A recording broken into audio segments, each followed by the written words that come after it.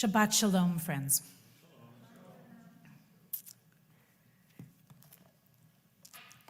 I was exposed to some wonderful music, Jewish music as a child, very different styles in my childhood school here in San Francisco at the Hebrew Academy, and then a whole new world of music when I got to Camp Ramah in the early 80s, at the benefit of Craig Taubman and Debbie Friedman by that time, just a totally different musical experience. But there was a song that we sang in both places.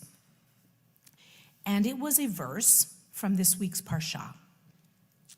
Ufaratzta, Yama vakedma tzafona vanegba. You shall spread out to the west and the east, to the north and to the south. And the Hebrew Academy was small. We didn't have a lot of room, but we sang it with so much gusto. And then at Camp Ramah, hundreds and hundreds of kids in 4 sections around that terrific dining room, each assigned to north, south, east, west. And this was the 80s, of course, so this was the era of the wave, right, at the stadiums. And we would do a wave for this song. Yama, Vakedma, Tzafona, Vanegba, north, south, east, west. It was wonderful. You had the idea that you were part of something very special. And we were, and we are. But though I knew the phrase, and this is Genesis 28, verse 14, Ufaratzta yama vakedma tzafona vanegba, you will spread out in all directions, I was less familiar with the phrase that comes right before it. Vehaya zar'acha ka'afar ha'aretz. Your descendants shall be as the dust of the earth.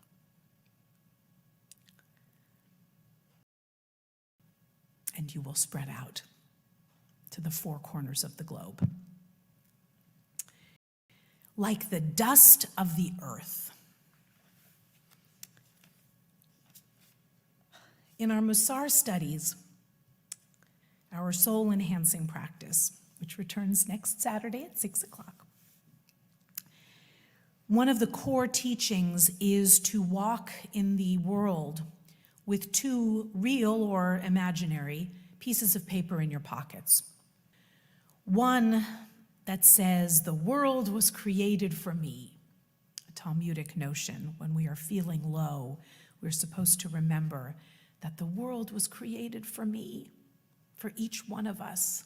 We are special and unique and rare and irreplaceable. But in the other pocket, we're supposed to carry the words of Abraham when he comes to God, when he says, I am but dust and ashes. When we're feeling haughty, the teachings on humility remind us to take out that piece of paper and remember that we are just dust. Now, I like to say we are stardust, recycled star stuff, made and remade into magnificent vessels. But the idea of dust is to inculcate in us a sense of humility.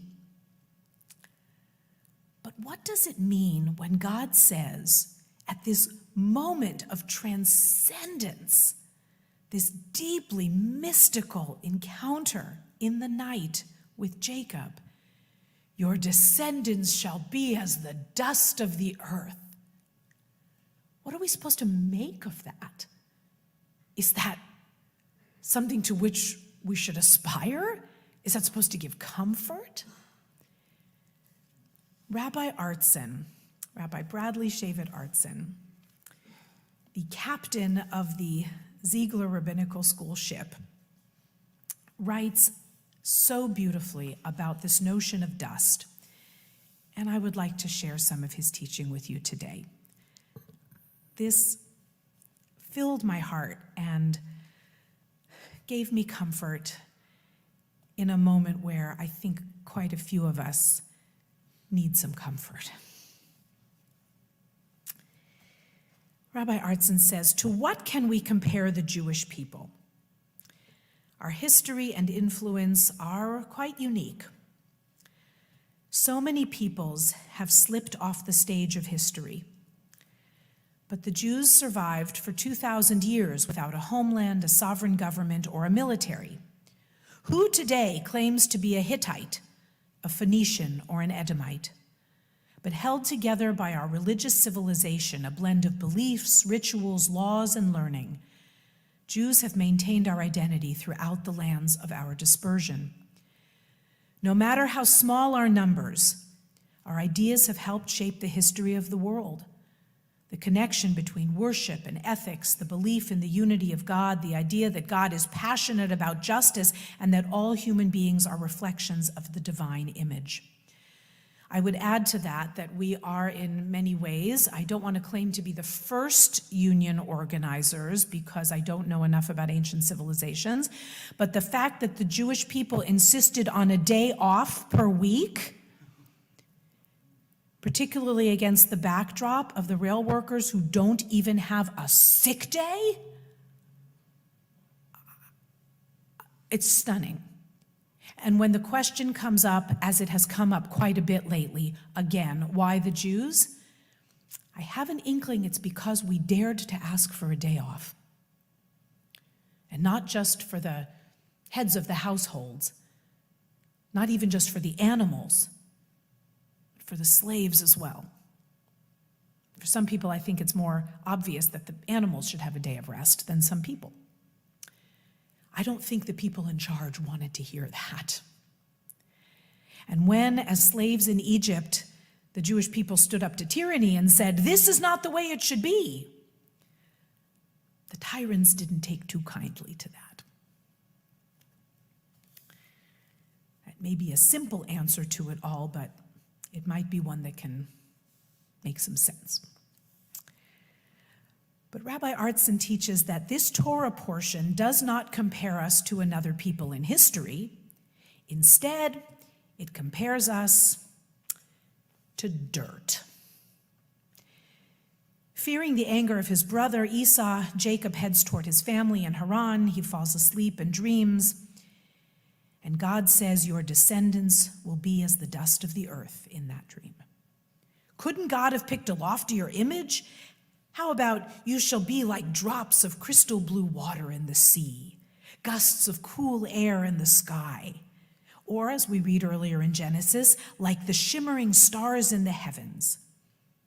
Dust is dusty. But the Midrash in Breshit Rabbah, the big rabbinic teachings that fill in the blanks of Breshit, Genesis, offers some explanations for this somewhat unflattering choice. Reflecting on our long and sorry and ongoing history of persecution, oppression, and hate speech, the Midrash provides a message of hope amidst the grains of dust. Just as the dust of the earth wears out all utensils, even of metal, yet itself remains forever, so will your children, Jacob, outlive all and exist forever. Just as the dust of the earth is trodden upon, so will your children be downtrodden beneath the authority.